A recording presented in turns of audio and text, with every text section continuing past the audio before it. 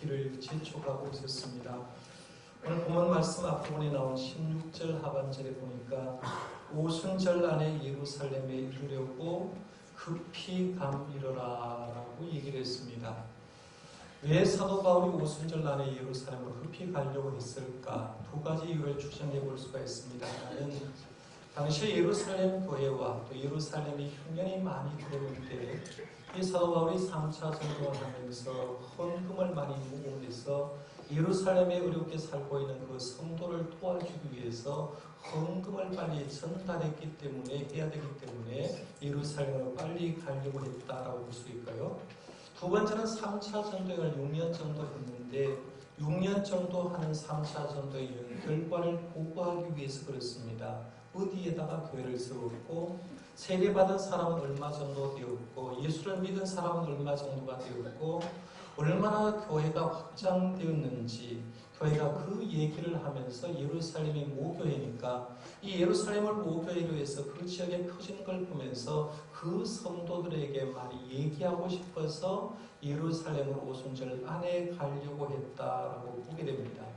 급하게 예루살렘으로 가려고 했기 때문에 사도 바울은 자기가 그렇게 애를 타고 선교를 했던 에베소라는 지역에 들어가지 않고 밀레도에서 에베소의 장로님들을 초청하고 호별 설교를 하게 됩니다. 밀레도에서 에베소까지 거리는 48km 정도가 되는데 이 48km 지난 지점에 있는 에베소에 있는 장로들, 리더들을 불러놓고 그들에게 마지막으로 설교하는 내용이 바로 오늘 본문 내용인데요.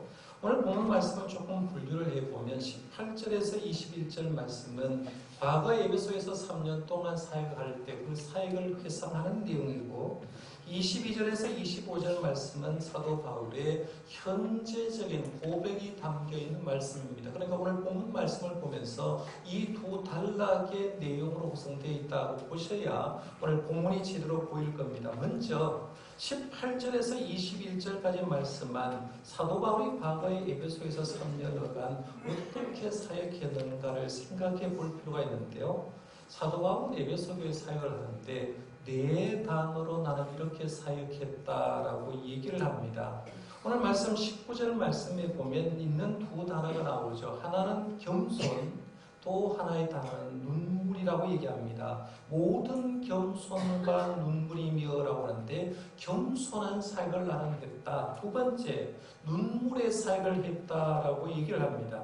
다음 19절 말씀에 계속해서 보면 유대인의 관계로 말미암아 당한 시험을 참았다라고 얘기를 하는데 인내하는 사역을 했다라는 거죠. 인내의 사역을 했다. 그 다음에 20절 말씀 전체적으로 말씀을 요약해 보면 용기의 사역을 했다라고 볼 수가 있는데 20절에 보면 유익한 것은 무엇이든지 공중 앞에서나 각 집에서나 거리낌이 없이 여러분에게 전하여 가르치고 라고 말하면서 어떤 일이 있어도 복음이라고 하면 용기를 내어서 사역했다라고 얘기합니다. 겸손의 사역, 눈물의 사역, 인내의 사역, 용기의 사역을 나는 에베소에서 했다라고 얘기를 합니다. 사실 이 네 가지의 면은요 대충 넘길 수 있는 얘기가 아닙니다. 우리도 신앙생활하면서 꼭 필요한 사역이 이거죠. 겸손하게 주님 섬기는 눈물로 섬기는 때로는 힘들고 어려워도 인내하면서 섬기는 겁니다. 때로는 나를 핍박하더라도 내가 가는 길이 주님 안에서 바른 길이라고 하면 용기의 사역이 필요한데 이 사역을 했던 사도 바울 에베소 교회 지도자에게 18절에 이런 말합니다. 오매 그들에게 말하되 아시아에 들어온 첫날부터 지금까지 내가 항상 여러분 가운데서 어떻게 행하였는지를 여러분들도 아는 바니라고 얘기합니다. 사도 바울은 3년 동안 사역하는 걸 구체적하게 설명하지를 않습니다. 이미 교인들과 교회 지도자들 당신들이 내 사역을 알고 있습니다라고 얘기하는 거예요. 여러분 우리가 신앙생활 하는 건요 얘기하지 않아도 서로가 잘 압니다. 제가 어떻게 교회를 목회를 하고 있는지 어떻게 교회를 섬기는지 우리 교회 장로님들은 잘 알고 여러분도 잘 알고 있습니다. 반대로 여러분이 지금 믿음 생활하는 것도 제가 잘 알고 있고 여러분이 현재 믿음 생활하는 생활 태도를 여러분의 주변에 있는 성도들이 이미 알고 있다는 거죠. 그러니까 내가 신앙생활 잘한다 못한다 할 필요가 없어요. 이미 우리들은 하나님께서 우리 신앙의 증인이 되고 우리 모두가 우리의 신앙의 증인되기 때문에 얘기할 필요가 없다는 겁니다. 중요한 것은 이 사도 바울이 에베소 교회 3년 사역을 쭉 얘기를 하면서 내가 3년 동안 에베소에서 섬겼을 때 헌신에 대한 자부심을 가졌듯이 저와 여러분도 하나님 섬기면서 이런 헌신에 대한 자부심을 가질 수 있기를 바랍니다. 그럼 22절에서 25절 말씀 두 번째 단락에 보면 바울의 현재 고백이 나옵니다. 22절, 23절 말씀 한번 보세요. 거기 보면 보라 이제 나는 성령에 매여 예루살렘으로 가는데 거기서 무슨 일을 당할는지 알지 못하노라. 오직 성령이 각 성에서 내게 증언하여 결박과 환난이 나를 기다린다 하나 했어요. 22절과 23절 말씀에 보면 중요한 두 문장이 나옵니다. 22절에는 나는 성령에 매여라는 중요한 말이 나옵니다. 나는 성령에 매였다. 23절에 오직 성령이라는 말을 하고 있습니다. 사도 바울을 이해하는데 이 두 단어는 굉장히 중요합니다. 사도 바울은 성령에 매인 사람이었다. 사도 바울은 오직 성령이 움직이는 사람이었다라고 얘기합니다. 다메섹 도상에서 예수를 만난 사도 바울의 삶은 한마디로 성령에 매여 산 사람, 성령에 사로잡힌 사람, 다시 말하면 성령의 포로가 되어서 산 사람이라고 볼 수가 있습니다. 예수를 핍박했던 사울이 다메섹 도상에서 부활하신 예수를 만난 다음에 삶의 자세가 180도가 바뀌었습니다. 그 이후로는 예수님의 사역을 하면서 성령에 매여 사역하는데요. 처음에는 다메섹 도상에서 예수님 만나고 이 간 곳이 아라비아 광야에서 3년 동안 갔죠. 3년 동안 성령에 매여서 신학 수업을 하는 겁니다. 그 다음에 10년 동안 자기 고향 다소에 갔는데 다소에서 침묵기를 보낸 것 같지만 성령님에 의해서 침묵기를 보내게 되고요. 후에 이제 안디옥 교회 담임 목사였던 바나바의 부름을 받고 안디옥 교회 부목사로서 사역을 하는데 부목사로 사역하게 된 것도 성령에 매여서 사역하게 된 걸 봅니다. 안디옥 교회가 나중에 2명의 선교사를 최초로 파송하게 되는데 이때도 성령에 매였죠. 사도행전 13장 2절에 보면 성령이 이르시되 내가 불러시키는 일을 위하여 바나바와 사울을 따로 세우라 하시리라고 얘기를 하면서 성령님이 시켰는데 성령 충만했던 바나바와 사울을 따로 세워서 선교사로 파송하라고 얘기합니다. 사도 바울이 2차 선교여행을 할 때도 이런 말이 있습니다. 사도행전 16장 6절에 보면 성령이 아시아에서 말씀을 전하지 못하게 하시거늘 이렇게 말하고 있습니다. 이처럼 사도 바울은 예수님을 만난 뒤부터 성령 하나님의 포로가 되어서 하나님이 원하시는 삶을 살았다는 거죠. 지금 3차 전쟁을 마치면서 예루살렘으로 가는 것도 자기 힘으로 가는 게 아니라 성령의 매임을 받아서 성령에 사로잡혀서 가고 있다는 얘기입니다. 성도 여러분, 여러분의 삶은 누가 지금 인도하고 계십니까? 교회 다닌다라고 얘기해도요. 성령의 인도가 아니라 사단의 인도를 받아서 교회를 분란시키고 교회를 허물려고 하는 그런 사람이 있어요. 그 사람들은 교회 안에 있다고 해도 성령의 인도를 받는 게 아니라 사단의 인도를 받고 사는 사람이 많습니다. 또 많은 성도님들은 내가 하나님의 사람이라고 얘기하면서 어떤 일을 결정할 때 어떤 무슨 일을 할 때 성령 하나님과는 전혀 관계없이 내가 생각하고 내가 판단하고 내가 결정해서 내가 내 인생의 주인이 되어서 삶을 살아가는 사람도 있습니다. 그런 분들은 자신의 인도 속에 살 수 있다고 보죠. 아니면 바울처럼 성령 하나님의 인도 속에서 과연 삶을 살아가고 있는가를 한번 생각해 보는데요. 저와 여러분의 삶도 성령 하나님의 인도 속에서 살아갈 수 있기를 바랍니다. 이게 하나님의 사람인 거예요. 문제는 성령의 인도를 받고 싶다고 해서 내 뜻대로 안 된다는 얘기입니다. 성령의 인도를 받으려고 하면 성령님에게 민감해야 되겠죠. 성령님의 음성에 민감하려고 하면 하나님께 민감할 그 마음 가지고 늘 기도로 깨어있는 사람이 되어야 되죠. 기도로서 깨어있고, 기도로 깨어있으면서 성령님이 나에게 한 말씀을 듣고 깨어있는 사람만이 성령님의 인도속을 받아가는데요. 다시 말하면 우리가 기도하여 영적으로 깨어있어야 성령님의 인도를 받는 줄 믿으시기 바랍니다. 오늘 사도 바울 한번 보세요. 사도 바울의 현재 고백 두 번째 단계로 들어가 보면 성령에 매여서 예루살렘으로 가는데 예루살렘으로 가면서도 무슨 일이 날지 모른다라고 했어요. 우리가 생각에 성령의 포로가 되면 에스겔이나 요한 사도처럼 환상을 보든지 뭔가를 봐서 내일은 어떤 일이 날지 모레는 어떤 일이 날지 성령 하나님이 자세하게 가르쳐 줄 것 같지 않습니까? 마치 우당이나 점쟁이처럼 내일은 오른쪽으로 가면 안 돼. 내일은 물은 절대로 조심해라고 얘기하면서 점쟁이가 뭔가 탁탁탁탁 결정해 주는 것처럼 그렇게 생각하기 아쉬운데 우리가 믿고 있는 성령 하나님은 점치는 영이 아니라 말 그대로 거룩한 하나님의 영입니다. 거룩한 하나님의 영이기 때문에 무슨 일이 일어날지 모르지만 성령 하나님의 매임을 받았다는 것은 성령님이 나를 인도하는 거죠. 나도 모르는 사이에 성령님의 인도 속에 살아가고 있다고 볼 수가 있는데요. 믿음의 조상 아브라함도 그런 사람 아닙니까? 히브리서 11장 8절에 보니까 믿음으로 아브라함은 부르심을 받았을 때 순종하여 장래유업으로 받을 땅에 나아갈새 갈 바를 알지 못하고 나아갔으며라고 했죠.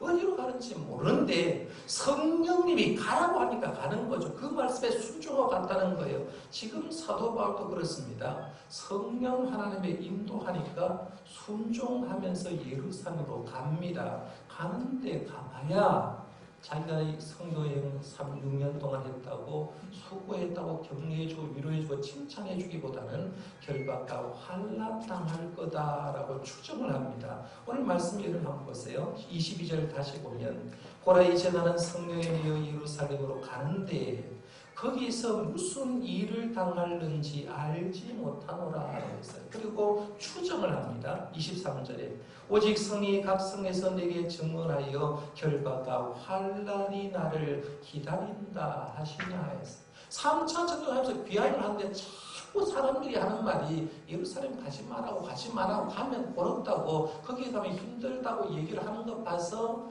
거기에 가면 힘든 일만 결박과 환난만 있는데 그럼에도 불구하고 간다라고 얘기하는 거예요.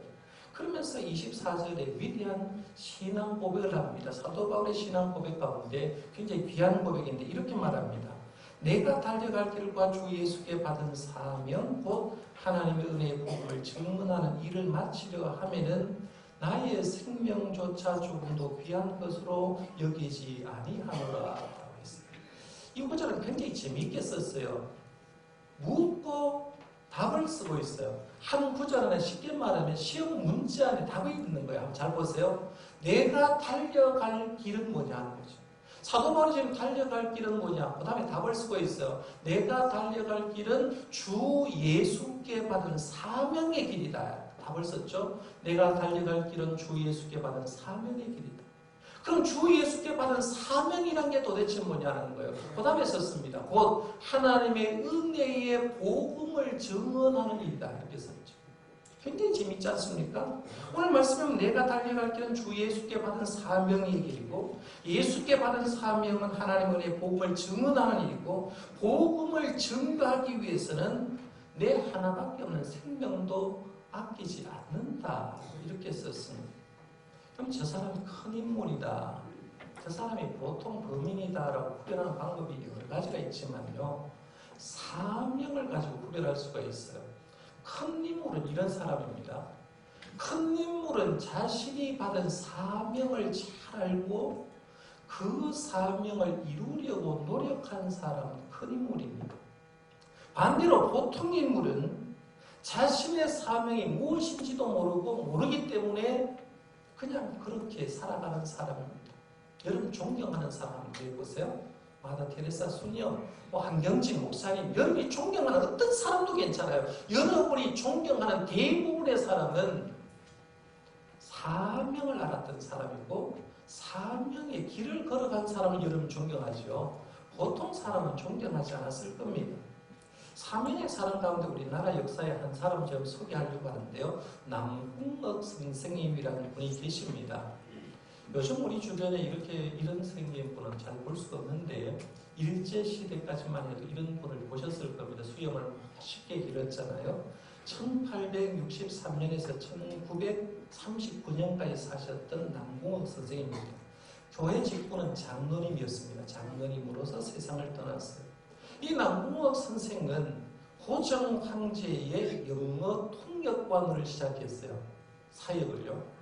이분은 옛날 일제시대 1863년생인데 이 사람이 뭘 생각하느냐 하면 앞으로의 세상은 영어를 모르면 안 되기 때문에 영어를 공부해야 된다고 생각하고 영어를 공부하고 고종 황제의 영어 통역을 시작합니다. 그렇게 공직생활을 시작하는 거예요. 그렇게 시작해서 칠곡 군수도 하셨고요. 성주 목사도 했고 영양 군수를 역임하셨어요. 이분이 한 사역을 크게 두 가지로 정리하면 하나는 교육사업이었어요. 교육의 중요성을 얘기했고 또 하나 한 게 뭐냐면 우리나라 꽃을 굉장히 사랑하고 우리나라 꽃을 홍보한 사람입니다. 우리나라 꽃이 뭡니까 여러분? 무궁화죠. 무궁화를 제일 사랑한 사람 한 사람만 선정한다고 하면 남궁옥 선생님이라고 볼 수가 있습니다. 이분이 쓴 찬송가가 하나 있어요. 찬송가 580장 삼천리 반도 금수강산 찬양 있죠. 이 찬송가 가사를 쓴 사람이 바로 남궁옥 장로님입니다. 이분의 일화 중에 제가 한 것을 소개를 해드리려고 합니다. 시대는 1931년 일제시대입니다. 1931년 겨울에 있었던 얘기입니다. 당시에 이 남궁옥 선생은 강원도 홍천에 사셨습니다. 홍천에 사셨는데 경성에 있는 연희전문학교, 지금으로 말하면 연세대학교죠. 연세대학교에서 졸업식을 하는데 이 졸업식에 오셔서 축사를 좀 해주십시오라고 부탁을 받았습니다. 강원에도 홍천에서 경성까지 이제 오게 되는데 제자와 함께 길을 나섰습니다. 어느 정도 걸었을 때 제자가 조심스럽게 남궁옥 선생님께 얘기를 합니다. 그때 나이가 남궁옥 선생님 68세였거든요. 선생님 추운데 걸어가지 마시고 차 타고 가십시다. 가시면 좋겠습니까? 라고 얘기를 했어요.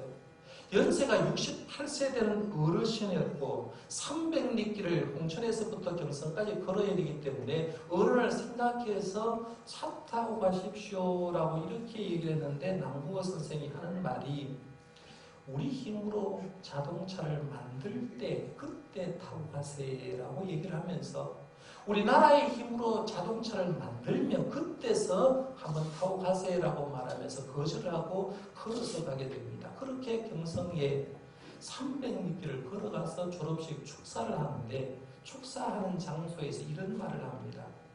오늘 아침 내가 여러분을 보려고 놀미제라는 높은 고개를 넘어왔습니다. 간밤에 많은 눈을 통해서 눈이 왔는데 눈 와가지고 한 사람의 발자국을 따라갔다는 거죠.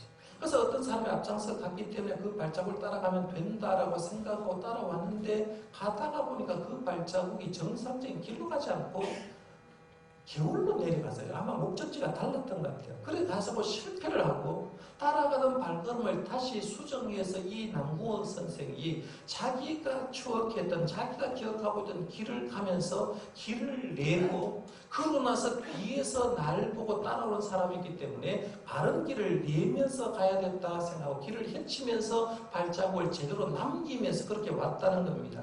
그러면서 학생들에게 이런 말합니다. 여러분 사람이 간 발자국이라도 생각 없이 따라서는 안 되고 그것보다 내 발자국을 따라오는 사람이 내 뒤에 많다는 것을 알아야 됩니다 라고 말하면서 여러분 이제 졸업을 하고 세상에 나갈 텐데 여러분이 앞에 선 사람의 발자국을 따라가는 것도 중요하지만 여러분을 따라오는 많은 사람이 있기 때문에 여러분이 발자국을 잘 남기는 것이 중요합니다 라고 얘기하면서 축사를 했다는 얘기입니다. 위대한 사람은요 자신보다 앞장서서 바르게 걸어간 사람들, 따라가는 사람입니다. 그리고 위대한 사람은 내 뒤에도 내 발자국을 보고 따라오는 걸 알고 바른 발자국을 남기려고 하는 사람, 이런 사람이 위대한 사람이라는 거예요. 믿음 생활을 하고 있는 우리가 똑똑히 알아야 될 건, 예수님이 왜 이 땅에 오셨을까? 답을 내려야 돼요. 지난 6주 동안 제가 예수님에 대한 이름을 볼면서 예수님에 대한 설교를 했는데, 예수님이 무엇을 하려고 이 땅에 오셨을까? 이유가 뭘까? 왜 사셨을까? 답을 내릴 수 있어야 되죠. 예수님의 제자들은 무엇을 하고 살았는가? 성령 받은 초대교회 성도들은 무엇을 하면서 살았는지, 다메섹 도상에서 부활하신 예수를 만난 사도 바울은 어떤 삶의 목적으로 살았는지를 묻고 답을 내릴 수 있어야 됩니다. 예수님의 공생의 삶을 보면 주님은 영혼을 위해서 사셨다라고 얘기하죠. 내가 온 것은 섬김을 받으려 함이 아니라 섬기려 하고 내 목숨을 많은 사람의 대속물로 주어서 너희들이 영혼 구원하기 위해서 왔다라고 했죠. 제자들의 삶의 목적도 답은 영혼 구원입니다. 그렇잖아요. 그렇게 살다가 순교를 했습니다. 초대교회 성도들의 삶의 목적도 영혼 구원이었고, 사도 바울의 삶의 목적도 영혼 구원이었습니다. 한 영혼을 구원하는 게 목적이었다는 거예요. 그 목적을 사도 바울은 아는 거예요. 아니까 24절 같은 위대한 신앙 고백을 합니다. 24절 말씀은 굉장히 귀한 말인데요. 한 목소리로 한번 읽어보겠습니다. 시작. 내가 달려갈 길과 주 예수께 받은 사명, 곧 하나님의 은혜의 복음을 증언하는 일을 마치려 하면 나의 생명도 조금도 귀한 것으로 여기지 아니하노라. 아멘. 사도 바울은 지금 성령에 매여서 예루살렘으로 갔고, 예루살렘에서 예상한 대로 복음을 전하고 한 대를 받은 것이 아니라 거기서 환난당하고 사로잡혀서 로마로 제수의 몸으로 끌려갑니다. 그리고 로마에서 선교를 하다가 목이 베어서 참수형으로 순교를 당합니다. 이게 사도 바울의 사역 끝입니다. 이쭉 말씀드리면요, 여러분 마음에 어떤 생각이 드십니까? 사도 바울 다메섹 도상 예수님 만났고 1차, 2차, 3차 전도 열심히 했고 로마에 가서 선교하다가 순교를 당했다. 끝. 우리는 이 말을 들으면 이런 생각이 드는 거예요. 허무하다. 세상에 지금 우리들은요, 성공주의와 물질주의에 물들어 있기 때문에 삶이 이렇게 마감한다고 하면 허무한 인생 아닌가라고 생각하는 그런 마음도 있을 겁니다. 저와 여러분들도 그럴 수 있어요. 그런데 세상의 삶의 양식은 하나밖에 없는 게 아니라 두 가지가 있습니다. 유명한 심리학자였던 에릭 프롬이라는 사람 여러분 들어보셨을 거예요. 에릭 프롬은 이렇게 말했습니다. 사람은 두 가지 삶의 양식을 가지고 있다. 하나는 소유의 양식이고 또 하나는 존재 양식이다. 소유의 양식은 이런 겁니다. 내가 물질 얻고 영리 얻고 권세 얻으려고 얻으려고 하다가 얻지 못하고 끝나는 인생. 이게 소유의 양식입니다. 세상 모든 사람은 그렇지 않습니까? 물질을 얻으려고, 명예 얻으려고, 권세를 얻으려고 했는데 가보니까 마지막에 빈손으로 사는 사람. 이게 대체적으로 살아가는 삶의 끝입니다. 소유의 양식. 하나는 존재의 양식입니다. 의미를 생각하고 목적을 생각하고 사명에 사는 사람들은 존재의 양식 속에 산다라고 하죠. 이런 사람의 평가는 얼마나 사명에 충성했느냐에 그 사람의 성공을 평가합니다. 지금 우리가 여러분이 존경하는 사람은 제가 아까 대보라고 했죠. 여러분이 존경하는 사람은 존재의 양식으로 사는 사람이지 소유의 양식으로 사는 사람을 존경하는 사람은 하나도 없다는 거죠. 다 사명 때문에 산 사람을 우리는 존경합니다. 그런데 우리는 어떤 삶을 살려고 하냐면 소유의 양식을 벗어나지 못하고 살 때가 굉장히 많다라는 얘기입니다. 사도 바울 오늘 본문에 보면 이 사람은 소유의 양식으로 사는 사람이 아니라 존재의 양식으로 사는 사람입니다. 우리 오늘 보면 그의 죽음은 참 허탈하다라고 싶은데 사도 바울은 절대로 자기 죽음을 보면서 그런 얘기를 안 했거든요. 두 가지 성경 구절을 제가 말씀해 드리겠습니다. 빌립보서 2장입니다. 사도 바울이 로마의 옥중에 있으면서 빌립보서 2장 17절 18절에 이렇게 말합니다. 만일 너희 믿음의 재물과 섬김 위에 내가 나를 전제로 드릴지라도 나는 기뻐하고 너희 무리와 함께 기뻐하리니 이와 같이 너희도 기뻐하고 나와 함께 기뻐하라. 이 말을 쉽게 말하면 내가 순교의 피를 너희를 위해서 흘려도 난 기쁘다. 내가 복음을 위해서 처형된다고 해도 나는 너무 기쁘다라고 얘기하는 거죠. 존재 양식을 알았기 때문에 얘기하는 거예요. 디모데후서 4장 7절 8절 말씀에 차는 말씀이죠. 나는 선한 싸움을 싸우고 나의 달려갈 길을 마치고 믿음을 지켰으니 이제후로 나를 위하여 의의 면류관이 예비되었으므로 주 곧 의로우신 재판장이 그 날에 내게 주실 것이며 내게만 아니라 주의 나타남을 사모하는 모든 자에게도니라 라고 했어요. 사도 바울은 선교의 너머에 뭘 보느냐 하면 하나님이 나에게 줄 상급을 보는 거죠. 허탈한 죽음을 보는 게 아니라 죽음 너머에 있는 하나님의 상급, 그 존재의 가치를 보니까 이제 나를 위해서는 의의 면류관이 예비되었고 이 의의 면류관을 내뿐만 아니라 너희들도 받았으면 좋겠다고 쓰고 있는 거죠. 그러면 크게 세 번째로 내가 받은 사명은 그러면 뭐냐? 저와 여러분이 받은 사명은 뭔가? 하나님 우리에 맡겨진, 전체적으로 맡겨진 사명은 오늘 교독한 마태복음 28장 그 부분에 나옵니다. 이걸 가리켜서 지상명령이라고 얘기합니다. 보통 우리가 지상명령을 한글로 들으면 이런 거죠. 땅 위에서 행할 말씀, 명령 이렇게 나는데 지상명령은 그런 뜻이 아니라 지상명령은 반드시 따라야 할 명령을 지상명령이라고 합니다. 지상명령. 모든 민족을 제자로 삼으라. 이게 지상명령이에요. 이 세상의 모든 민족을 제자로 삼으라. 이게 지상명령인데 이 사명을 받은 우리들이 잘 감당하고 있는가? 한번 물어볼 필요가 있다는 거죠. 헐밋 롱 박사님이라는 분이 오늘날 교회를 평가하면서 이런 말을 했습니다. 오늘날은 옛날 우리 선조들보다 교육도 많이 받고 좋은 건물과 멋진 교회를 가지고도 사람을 구원하지 못하고 있고 우리는 사람을 낳는 의무가 아니라 수족관을 지키는 데 지나지 않고 남의 수족관에서 서로 고기를 훔치는 데 지나지 않는다. 공감하십니까? 주님은 우리에게 세상에 나가서 사람을 낳는 의무가 되라고 얘기했는데 오늘날 교인들을 보니까 수족관 잘 만들어 놓고 수족관에 있는 고기 우리들만 어떻게 하면 관리를 잘할까? 그리고 그 수족관 안에 들어있는 고기를 이쪽에 옮겨서 많다고 해서 교회에 부흥했다고 얘기하는 이런 시대를 우리가 살아가고 있다라고 얘기하면서 우리가 얼마나 사명을 제대로 감당하지 못하는가를 지적하고 있는 겁니다. 주님께서 우리에게 맡겨진 사명은 멈출 수 없다라고 했어요. 살아있는 사람은 숨을 멈추면 죽는 거죠. 호흡기를 멈추면 죽는 겁니다. 물을 안 마시면 죽는 겁니다.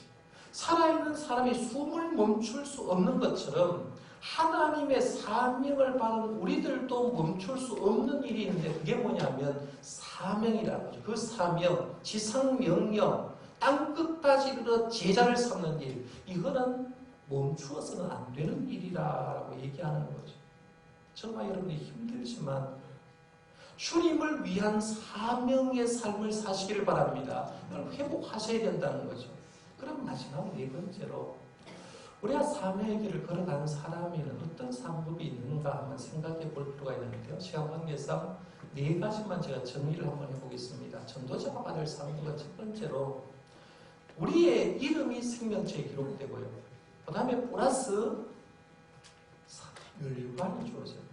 많은 면류관, 생명의 면류관, 의의 면류관. 그래서 성경 구절을 찾아보면 여러 가지 면류관이 있는데 그 많은 면류관을 준다고 했어요. 두 번째는 전도하는 사람에게 하나님은 함께 해준다고 했죠. 땅 끝까지 정리되면 내가 이 세상 끝날까지 너희와 함께 하겠다. 전도하는 사람하고 함께 하겠다는 거예요. 세 번째로 별과 같은 상급을 받는다. 다니엘 12장 3절 말씀에 보면 많은 사람을 옳은 대로 인도하는 사람, 의의 길로 인도하는 사람은 하늘의 별처럼 빛나게 해주겠다라고 말씀드렸고, 마태복음, 마가복음 10장 30절에 보면 현세에서 복을 받는데 100배의 복을 받고 거기다 플러스 핍박을 좀 겸하여 받는다라고 했는데, 하여간 현세의 복을 100배나 받는다라고 했습니다.